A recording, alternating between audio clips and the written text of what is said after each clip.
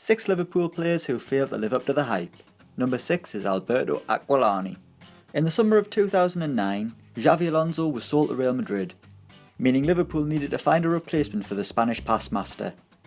The Reds would sign Aquilani on the 7th of August 2009 for £17 million from Roma. 1 year later though, Aquilani would already be out the door, first joining Juventus on loan and then AC Milan. Aquilani's Liverpool career finally came to a permanent end in 2012, signing for Fiorentina for an undisclosed fee. The midfielder would only play 18 Premier League games for Liverpool, which means he costs just over £1 million a game.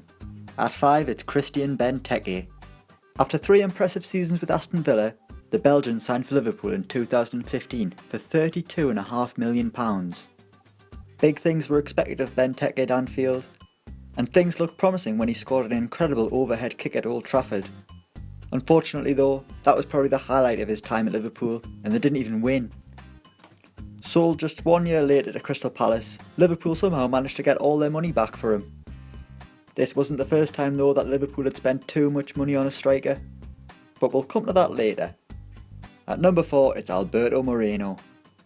The Spanish left-back was a key player at Sevilla where he won the Europa League, and looked like he could be a top Premier League left-back once he got to grips with the English game. Unfortunately though, it's 2.5 years since Moreno arrived and he hasn't got any better. Dropped by Jurgen Klopp earlier in the season after a horrific performance against Arsenal, Moreno's answer to being axed was dyeing his hair blonde, which just meant he looked really stupid while sitting on the bench, as James Milner had to play left-back. At number 3 it's IAGO Aspas. If you ignore his time at Liverpool, Aspas has had a pretty decent career with Celta Vigo.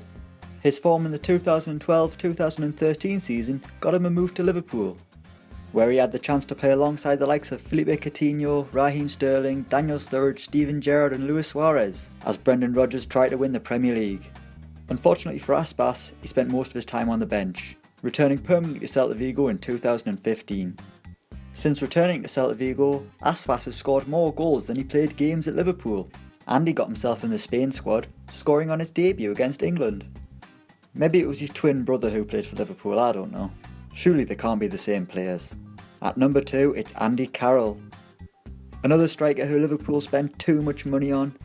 Manager at the time Kenny Dalglish paid Newcastle £35 million for the striker, having just received £50 million for Fernando Torres off Chelsea.